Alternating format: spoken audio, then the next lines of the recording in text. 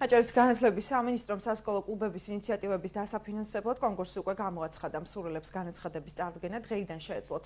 პროგრამაში წელსიახლეებია. თუ კი 2011-2015 წლებში კონკურსი წელიწადში მხოლოდ ერთხელ ცხადდებოდა, წელს იგი ორჯერ გამოცხადდება, თუმცა ერთ და იმავე კლუბს ერთდროულად რამდენიმე განაცხადის წარდგენა შეუძლია.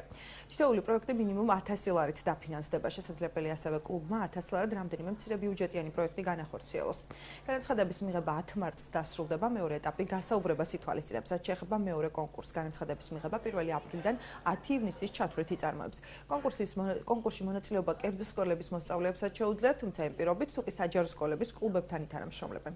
გასულ წელს პროექტის ფარგლებში 14 ღონისძიება დაფინანსდა, პროგრამის 2016 წლის ბიუჯეტი 10000 ლარია.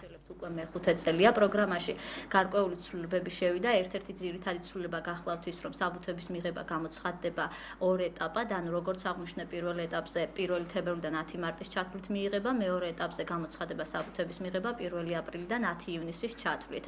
ჩვენ შეზღუდვა არ აქვს იმაზე, თუ ერთი კონკრეტული სასკოლო კლუბი რამდენ ინიციატივას წარმოადგენს.